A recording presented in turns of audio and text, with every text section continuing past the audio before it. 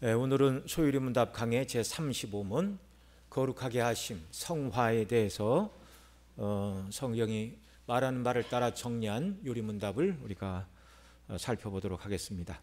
자, 소유리 35문에서는 하나님께서 자녀로 삼아주신 자들을 또한 거룩하게 하시는 성령 하나님의 역사, 이 성화, 이것을 성화라 하는데, 죄에 대하여 죽고 의에 대하여 살아가는 것, 이것이 바로 성화인데요. 이것이 이게 성령님의 주도하심 가운데 사람의 순종을 통하여 이루어지는 일임을 말씀해 주고 있습니다. 자, 소유리 문답 35문 문제가 있습니다. 답 읽어주세요. 거룩하게 하심이란 무엇입니까?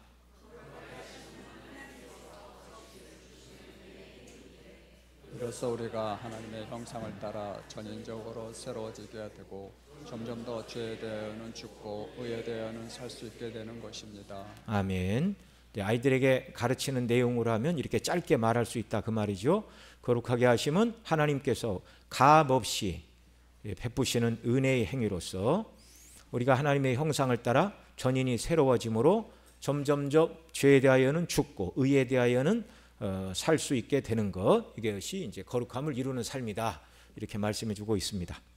자, 사람이 예수님을 믿으면 거룩하게 됩니다. 거룩함이란 우리가 하나님의 형상을 따라 전인이 새로워지는 것으로 점점 더 죄에 대하여 죽고 의에 대하여는 사는 것을 말하는데, 우리가 예수님 믿을 때 즉각적으로 거룩하게 하시고 또한 점진적으로 우리를 거룩하게 하십니다. 먼저 예수님을 구주로 믿고 의롭다 하심을 받고 하나님의 자녀로 받아들이는 순간 즉각적으로 하나님께 속한 거룩한 자의 지위로 변하게 됩니다. 웨스트민스터 신학교 조직신학 교수였던 존 머리는 이것을 결정적 성화라고 하였어요. 그러니까 예수님 믿는 순간 우리의 신분이 죄에서 죄사함을 받고 하나님의 자녀가 되는 거룩한 신분으로 바뀌었다, 그런 말입니다. 그래서 거듭날 때 성향도 바뀌었어요. 거듭나지 않은 사람들은 죄를 사랑하고 즐거워하지만 거듭난 성도가 연약해서 죄 가운데 넘어질 수는 있으나 죄를 사랑하고 죄를 좋아하는 것이 거듭난 성도의 본래적인 상태는 아니라는 것입니다. 자, 예수님을 구주로 믿고 의롭다 하심을 받고 하나님의 자녀로 받아들여지는 순간 즉각적으로 하나님께 속한 거룩한 자의 지위로 변하게 되는 것, 이걸 이제 결정적 성화다. 이 결정적 성화는 단회적이고 예수님 믿을 때 완결된 사건입니다. 이것은 예수님을 구주로 믿는 자가 죄와 세상의 권세로부터 분리되어 하나님께 속한 자로 지위가 변화되는 것을 말합니다. 그래서 사도 바울은 고린도전서 6장 11절에서 이렇게 가르쳤어요. 같이 읽습니다. 너희 중에 이와 같은 자들이 있더니 주 예수 그리스도의 이름과 우리 하나님의 성령 안에서 씻음과 거룩함과 의롭다 하심을 받았느니라, 이렇게 말씀해 주시고 있습니다. 즉각적인 성화, 곧 결정적 성화는 우리가 예수님 믿는 순간 거룩한 존재로 구별되는 것을 의미합니다. 영적으로 죽었던 자가 하나님을 닮은 의와 진리의 거룩함으로 지으심을 받는 사건이 결정적 성화, 곧 즉각적인 성화라 바꾸어 말씀드릴 수가 있습니다. 그러나 이 결정적 성화는 점진적 성화의 시작점입니다. 점진적 성화는 하나님께서 의롭다 하신 자의 지위에 합당한 삶을 살아가도록 삶을 변화시켜 나가는 전 과정, 전 인격적인 일생에 걸쳐서 일어나는 이 과정을 이제 점진적 성화다, 이렇게 말씀드릴 수 있어요.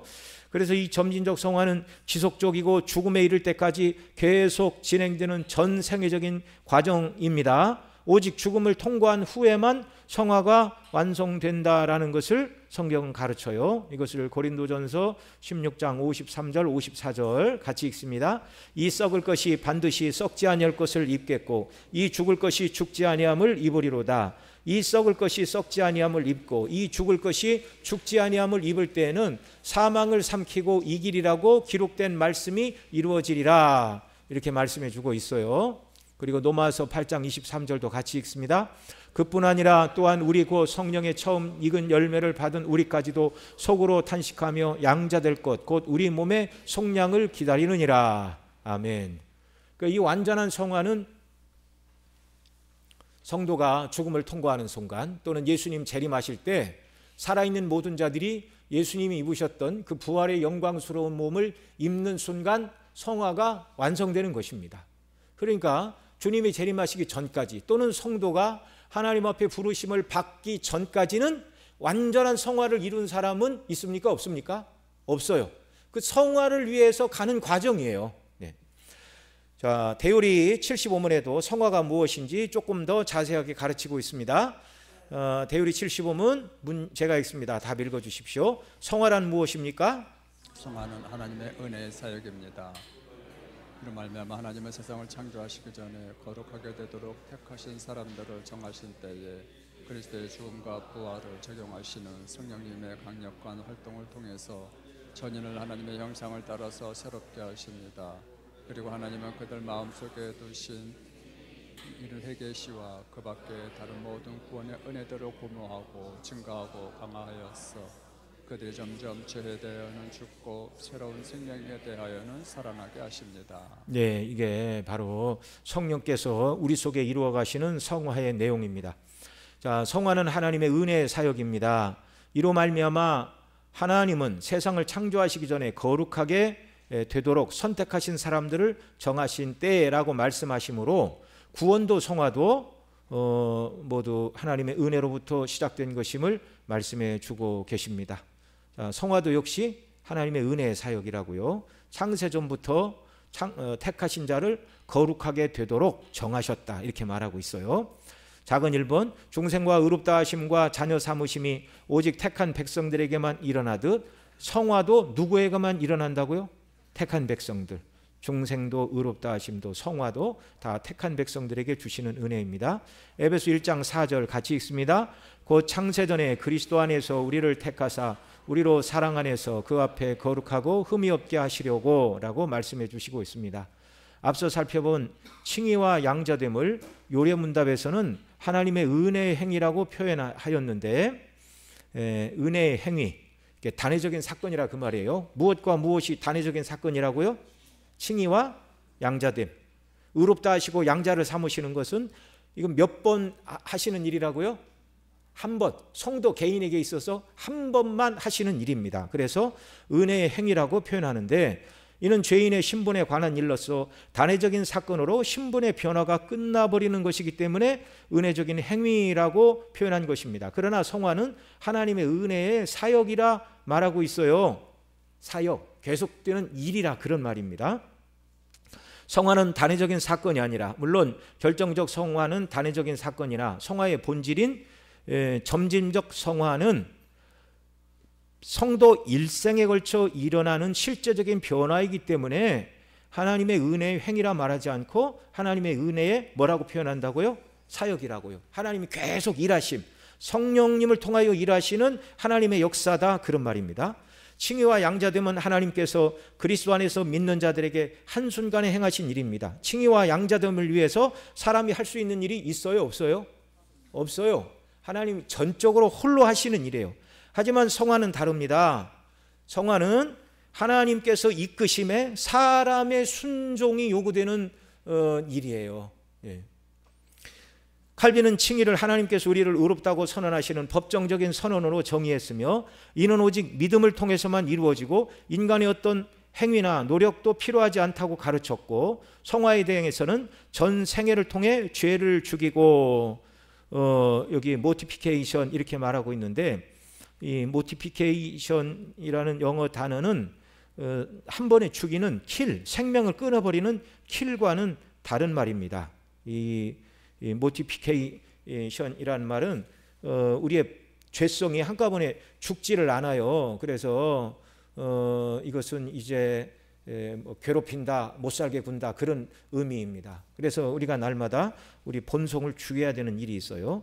죄를 죽이고 의 가운데 살아나는 일, 비비케이션, 활력을 얻는 과정이라고 정의하면서 이 과정에서 성령의 힘이 절대적으로 필요하지만 예수님을 믿는 자들이 말씀에 순종하고 의지를 발동하여 그 말씀대로 살아가고자 하는 순종의 삶을 통하여 성화가 완성된다고 가르쳤습니다. 존 오웬도 성화의 실전적인 측면을 강조하면서 죄 죽이기, 모티피케이션 오브 신을 강조하면서 예수님을 믿는 자들이 끊임없이 경건의 훈련에 힘써야 한다고 가르쳤습니다. 성화가 성령의 은혜로 시작되지만 인간이 순종해야 하는 국면이 있어요? 없어요? 있어요. 그러니까 이 신앙생활의 원리는 우리 그 원로 목사님 그런 말씀 자주 하셨는데 자동 펌프가 아니에요. 하나님의 성령께서 모타의 스위치를 딱 누르시면 우리가 알아서 성화되는 게 아니라 이 은혜의 원리 성화는요 수동 펌프와 같습니다. 인간이 성경 읽고 말씀을 묵상하고 기도하고 죄의 소욕이 올라올 때 회개하고 주님 도와주세요. 주님 도와주세요. 죄를 이기게 해주세요. 이걸 누가 간구를 해야 돼요? 우리가 하는 거잖아요. 가만히 있으면 성령님께서 우리에게 어떻게 기도하라고 성령님이 도우시지만 기도하고 말씀을 붙들고 결단하는 이 모든 성화의 삶은 성령께서 감동하사 우리를 통하여 이루어 가시는 구원의 사건이라 그런 말입니다. 결정적 성화, 즉각적인 성화, 정짐적 성화를 구분하여 가르친 그 웨스트민스터 조직신학 교수 존 머리도 결정적 성화, 즉각적 성화가 하나님의 단독 사역이라면 점진적 성화는 인간의 협력이 요구된다고 가르쳤는데, 이는 성령의 은혜 안에서 사도 바울이 빌립보서 2장 12절로 13절에서 같이 읽습니다. 그러므로 나의 사랑하는 자들아, 너희가 나 있을 때뿐 아니라 더욱 지금 나 없을 때에도 항상 복종하여 두렵고 떨림으로 너희 구원을 이루라. 너희 안에서 행하시는 이는 하나님이시니 자기의 기쁘신 뜻을 위하여 너희에게 소원을 두고 행하게 하시나니 라고 가르치고 있습니다. 여기 사도 바울이 두렵고 떨림으로 너희 구원을 이루라고 말할 때 이 구원은 칭의의 구원입니까? 성화의 구원입니까? 성화의 구원을 말하는 거예요. 칭의의 구원에 있어서 사람이 할 것이 있다고요? 없다고요? 없다고요. 예를 들어서 의롭게 되는 일에 있어서 하나님의 전적인 사역만으로 되지 않고 사람이 의롭게 되는 일에 있어서 사람의 노력도 필요하다라고 가르치면 이건 이단적인 교훈입니다. 그걸 구원에 있어서 신인 협력설이다 이렇게 말하는 거예요. 칭의는 전적으로 누가 하시는 일이라고요? 하나님께서, 특히 성령 하나님께서 행하시는 하나님의 단독 사역입니다. 의롭다 하심을 받은 자들은 이미 구원의 영역 안에 있어요. 이미 구원받은 자들이 그리스도의 형상을 닮아가는 이 거룩한 삶은 하나님의 말씀과 성령의 역사 가운데 사람이 성령과 말씀에 붙들려 순종하는 삶을 통하여 성화가 이루어져 간다라는 말씀입니다. 어려운 얘기 아니죠? 네. 아까도 말씀을 드렸지만 여기 사도 바울이 두렵고 떨림으로 복종하여 너희 구원을 이루라 말씀하시는 이 구원은 바로 성화의 구원입니다. 이 인간이 두렵고 떨림으로 성화의 구원을 이루기 위하여 애쓰지 않아도 성령께서 홀로 이루시는 일이라면 사도가 이렇게 말할 이유가 있어요? 없어요? 이렇게 말할 이유가 없는 거예요. 자, 너희 안에 행하시는 이는 하나님이시니 자기의 기쁘신 뜻을 위하여 너희로 소원을 두고 행하게 하시나니. 그러니까 우리가 하나님의 말씀에 붙들릴 때, 성령께서 그 말씀을 온전히 깨닫게 하실 때 우리의 마음이 하나님이 기뻐하시는 일들을 생각하고 그 일에 마음을 기울이게 하시고 그 일에 시간을 쓰게 하시고, 이게 뭐예요? 이게 성화의 삶이에요. 이게 성화의 삶이에요. 그래서 우리 마음에 소원을 두고 일하게 하시는 성령님의 인도하심을 우리가 잘 순종해야 됩니다. 성령의 감동하심을 줄 때 순종해야 돼요. 성령을 소멸치 말라 그렇게 말씀하시잖아요. 성령께서 이런저런 감동을 주실 때 그 음성에 민감하게 순종하고 반응할 때는 정말 하나님 기뻐하십니다. 그런데 성령의 감동을 주셨음에도 불구하고 그 감동을 무시하고 내 마음대로 행하고자 하면 하나님이 성령께서 감동이 사그러든다는 걸, 성령은 인격이시기 때문에 강제로 하지 않으세요. 우리의 전인적으로 순종을 통하여 나아갈 때 바로 이 성화를 이루어가게 하십니다. 성화에서 인간의 협력은 그러나 구원을 위한 공로가 아니라, 성화를 이룰 때 사람이 순종해야 되지만 그것은 구원을 위한 공로라고요? 공로가 아니라고요? 공로가 아니라고요. 하나님께서 우리 안에 일하시니 순종해야 함을 가르치는 것으로서 성화는 하나님의 은혜로 시작되고 유지되지만 인간의 순종이 요구되는 은혜와 순종의 역동적인 조화를 말하는 것입니다. 그래서 성화는 점진적으로 이루어집니다. 성령님이 하신다면 한 번에 이루어지겠죠. 그러나 하나님의 말씀과 성령의 인도를 받아 점진적으로 죄를 버리고 우리가 순종의 삶으로 변화야 되어야 되니 점진적인 사역이다. 그래서 성화는 죄를 점점 더 미워하고 점점 더 그리스도를 닮아가는 것인데 이것은 일평생에 진행되는 일입니다. 성화는 크게 세 단계로 이루어집니다. 첫째로 중생입니다. 사도 바울이 중생의 씻음과 성령의 새롭게 하심이라고 말한 것처럼 중생을 기점으로 도덕적인 변화가 발생합니다. 중생한 사람들은 죄를 기쁨으로 그리고 습관적으로 지울 수 있습니까? 없습니까? 없어요. 만약에 내가 예수님 믿고 거듭난 성도라고 분명히 고백하는 사람이 죄를 짓는 것이 항상 즐겁고 선과 의를 행하는 것이 불편하고 습관적으로 죄를 짓는 것이 몸에 배어 있고 이렇다면 이건 정말 거듭났는가? 한번 자기 자신을 돌이켜 봐야 돼요. 거듭난 성도는 죄를 짓지 않으려고 노력하나 연약하여 넘어지면 그 죄에 대하여 어떤 마음이 들어요? 애통하고 분하고 안타깝고 하나님 앞에 죄송스럽고, 그리고 죄를 습관적으로 짓는 것이 아니라 죄를 짓지 않으려고 부단히 싸우는 이런 삶을 우리가 살아가는 것이죠. 예수님을 믿는 성도가 자신의 삶을 죄에게 내어주는 것을 성령께서 막아주시기 때문에 습관적으로 기쁨으로 죄를 짓지 않는 것입니다. 둘째로 삶을 통해서 이 성화는 지속됩니다. 중생한 사람에게도 옛사람이 원리인 죄악된 본성이 패잔병처럼 남아 있습니다. 이 본성은 우리의 몸이 죽을 때까지 결코 완전히 죽지 않습니다. 패잔병처럼 이렇게 찌그러져 있어요. 그래서 우리는 일평생 이 죄와 싸워야 되고 죄를 짓고자 하는 본성의 원리, 육체의 소욕을 성령의 소욕으로 억누르는 일, 그게 바로 성화의 과정입니다. 그게 바로 성화의 삶입니다. 죄는 죄악된 본성에서 나오는 것인데 이 본성이 결코 죽지 않으니, 그래서 신학자들은 죄를 죽여야 되는데 죄는 한 번 죽이면 주가 없어지는 것이 아니니 죄 죽이기를 영어로 말씀드린 대로 mortification of sin이라고 하였는데, 굳이 우리말로 번역하라면 죄를 억제하기, 죄를 못살게 굴기, 죄를 괴롭히기라는 말로 이 말을 번역할 수 있습니다. 셋째로 성화의 완성은 죽음을 통해서 이루어집니다. 성도의 영혼은 죽음과 동시에 완전히 거룩하게 되고, 히브리 12장 23절 같이 읽죠. 시작. 하늘이 기록된 장자들의 모임과 교회와 만민의 심판자이신 하나님과 및 온전하게 된 의인의 영들과, 하나님 나라에 들어가 있는 이미 구원받은 성도들, 자, 그들은 어떤 존재들이라고요? 온전하게 된 의인의 영들. 이미 하나님의 부르심을 받아 몸을 따는 그 영들은 어떤 상태에 있다고요? 온전하게 되었다고요. 죽음을 통해서 성도들의 영혼이 완전히 거룩하게 되어 온전하게 된 의인의 영들이라고 성경이 표현하고 있다는 말입니다. 또한 성도의 몸은 죽음에서 부활하는 날에 완전하게 거룩하게 됩니다. 빌립보서 3장 21절 같이 읽습니다. 그는 만물을 자기에게 복종하게 하실 수 있는 자의 역사로 우리의 낮은 몸을 자기의 영광의 몸의 형체와 같이 변하게 하시리라.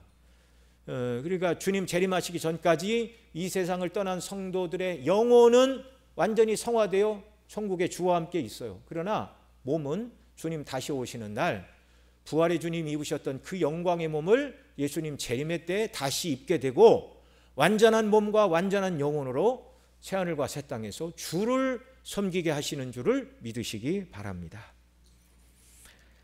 자, 그 다음 성도의 성화는 그리스도의 죽음과 부활을 적용하시는 성령님의 강력한 활동을 통해서 전인을 하나님의 형상을 따라서 새롭게 하심을 통해 이루어지는 것입니다.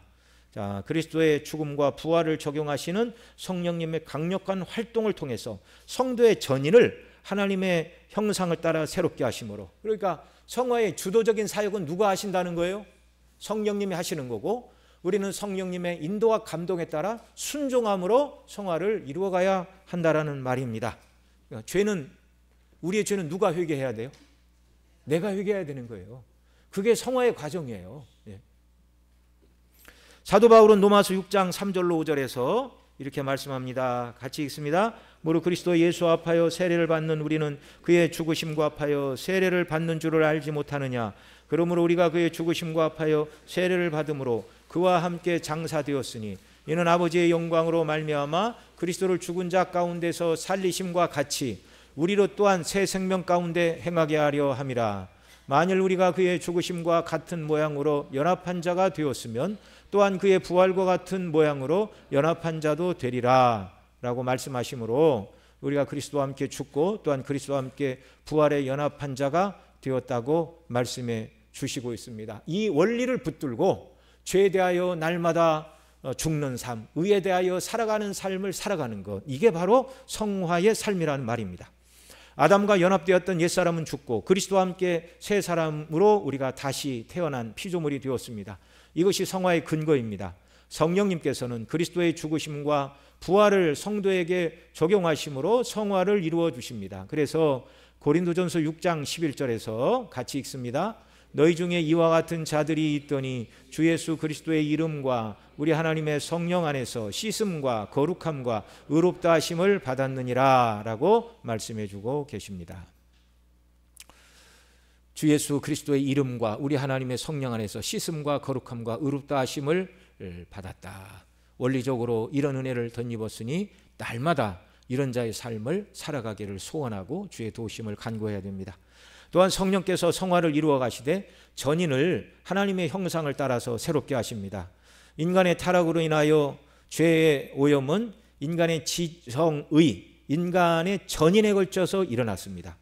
그래서 지성은 하나님을 알지 못하게 되었고, 그래서 사도 바울이 말하는 대로 지으신 만물에 하나님을 알만한 것이 다 드러나 보여 있음에도 불구하고 하나님을 온전히 깨닫지 못한다, 그렇게 말해요. 그래서 그걸 자연계시라고 그러죠. 지으신 만물을 통해서 하나님의 솜씨와 영광을 볼 수 있지만 그 지으신 만물을 통해서는 하나님의 능력과 영광은 드러나지만 그것을 통해서는 죄인을 구원하시는 방식은 드러나 있지 않아요.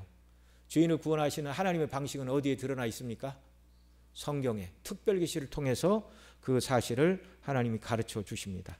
그러니까 인간의 타락과 함께 지성이 어두워져서 성경을 읽고 성경을 깨닫게 하시는 하나님의 역사가 아니고는 하나님이 누군지 모르는 거예요. 이게 죄 때문에 일어난 사건입니다.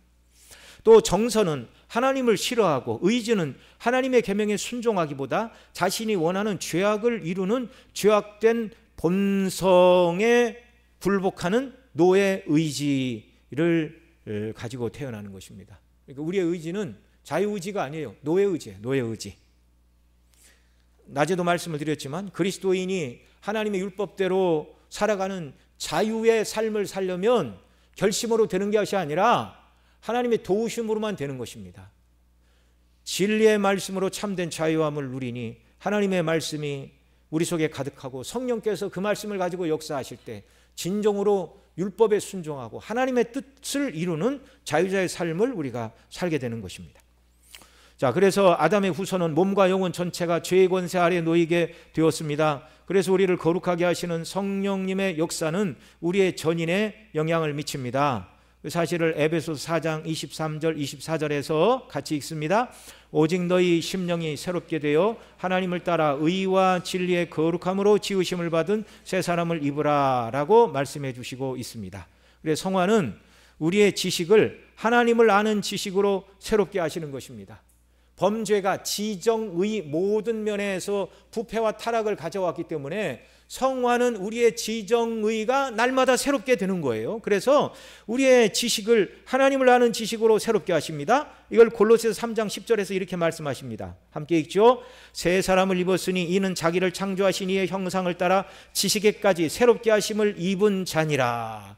그러니까 저와 여러분이 하나님을 아는 지식을 늘 갈망해야 되고 하나님의 존재론적인 지식, 그 성품과 사랑을 베푸신 그 하나님의 지식으로 저와 여러분이 충만하게 되어야 됩니다. 이게 성화되어 가는 과정이에요. 그 다음 우리의 정서에도 영향을 미쳐서 우리의 성품이 그리스도를 닮게 하시는 성화의 열매를, 성령의 열매를 맺게 하십니다. 그러니까 그리스도의 성품을 담는 거예요. 정서적으로. 그게 성화 과정입니다. 갈라디아서 5장 22절 23절 같이 읽죠. 오직 성령의 열매는 사랑과 희락과 화평과 오래 참음과 자비와 양선과 충성과 온유와 절제니 이 같은 것을 금지할 법이 없느니라. 아멘. 예. 오직 성령의 열매는 사랑과 희락과 화평과 오래 참음과 자비와 양선과 충성과 온유와 절제니 이 열매들은요 바로 예수 그리스도께서 맺으시는 아름다운 인격적인 열매입니다. 성령께서 우리로 하여금 맺게 하시는 이 열매는 그리스도의 성품을 담게 하시는 거예요. 그 다음 성화는 또한 저와 여러분의 의지를 새롭게 하여 하나님의 말씀에 순종하게 하십니다. 이게 성화예요. 빌립보서 2장 13절 함께 읽습니다. 너희 안에서 행하시는 이는 하나님이시니 자기의 기쁘신 뜻을 위하여 너희에게 소원을 두고 행하게 하시느니라. 아멘. 우리 마음에 소원을 주십니다. 하나님이 주시고, 그래서 그 소원을 따라 우리의 의지를 그 소원에 따라 정말 활용하게 하셔서 말씀에 순종하게 하시는 것이죠. 그러니까 그 기쁘신 뜻을 위하여 너희에게 소원을 두고 행하게 하시는데, 하나님의 말씀을 읽지 않거나 그 말씀을 마음에 두지 않으면 하나님께서 마음의 소원을 일으키실 수가 없어요. 마음의 소원을 일으키실 수가 없어요. 우리의 마음의 소원을 성령께서 불러일으키시는 것은 그의 말씀을 통해 우리로 하여금 소원을 불러일으키십니다. 자, 그래서 성화는 우리의 지정의뿐만 아니라 우리 육체에도 영향을 미칩니다. 이것을 데살로니가전서 5장 23절에서는 이렇게 말씀해요. 같이 읽습니다. 평강의 하나님이 친히 너희를 온전히 거룩하게 하시고 또 너희의 온 영과 혼과 몸이 우리 주 예수 그리스도께서 강림하실 때에 흠없게 보존되기를 원하노라. 아멘. 성도의 지정의가 새로워져서 하나님께서 그리스도 안에서 베푸신 구원을 온전히 깨닫고 구원의 하나님 아버지와 예수 그리스도를 정서적으로 성품적으로 예수 그리스도를 사랑하며 예수님을 닮은 성품이 사람이 되고 의지가 새로워져서 그 말씀에 순종할 때 거룩함을 이루는 성화의 삶을 살게 되는 것인데, 그러한 삶에 하나님은 평강을 주셔서 우리 육체에도 정말 온전히 보존되도록 하나님이 은혜를 주신다는 말입니다. 자, 그러한 삶에 하나님은 평강을 주시고 그리스도의 재림의 때까지 흠없는 자로 서는 은혜를 부어주십니다. 그래서 지정의가 날마다 거룩해져 감으로 우리의 육체에도 하나님이 은혜를 주시고 보호해 주시는 그런 은혜를 누리게 된다는 말씀입니다. 네 번째로, 그리고 하나님은 그의 마음속에, 그들 마음속에 두신 생명에 이르는 회개의 씨와 그 밖에 다른 모든 구원의 은혜를 고무하고 증가하고 강화하여서 그들이 점점 죄에 대하여는 죽고 새로운 생명에 대하여는 살아나게 하십니다.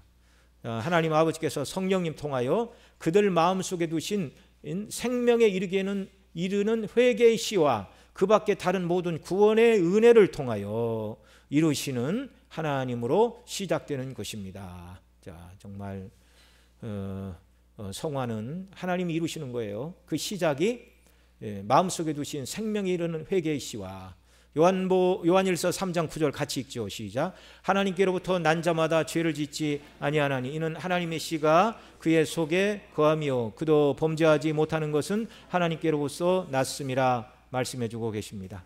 자, 하나님께서는 생명에 이르는 씨와 그 밖에 다른 모든 구원의 은혜들을 고무하고 증가하고 강화하여서 성화에 이르게 하신다, 이렇게 말씀하죠. 이 일을 성도의 심령에 실제로 이루시는 분은 삼위 하나님 중에 성령 하나님이십니다. 사도 바울은 에베소서 3장 16절로 19절에서 이렇게 말씀하세요. 같이 읽습니다.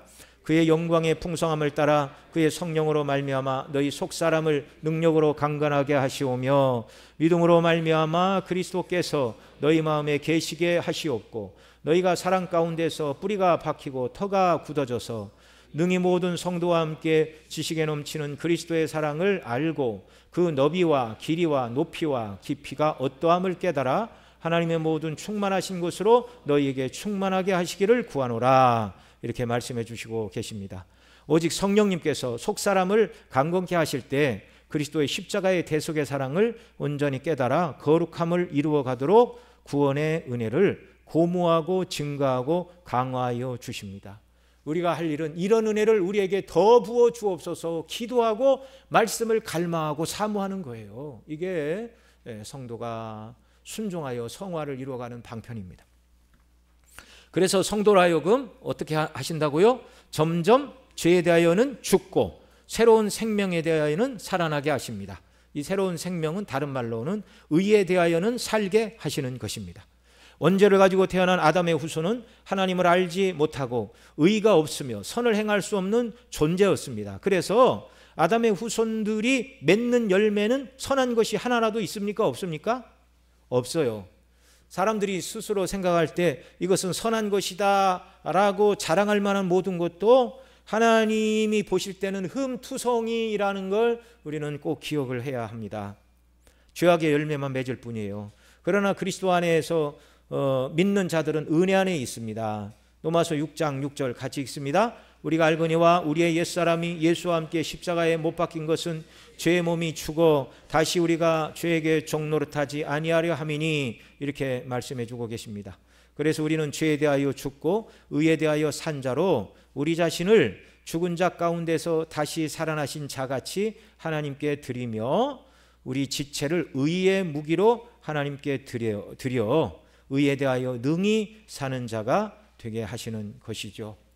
자, 성령께서 말씀을 통하여 우리를 이렇게 인도하실 때 저와 여러분 모두가 정말 더욱더 하나님의 은혜를 갈망하고 죄를 버리기 소원하고 기도하고 은혜를 갈망함으로 점점 더 그리스도를 닮아가게 하시는 그런 은혜의 사람들 다 되게 하시기를 원합니다.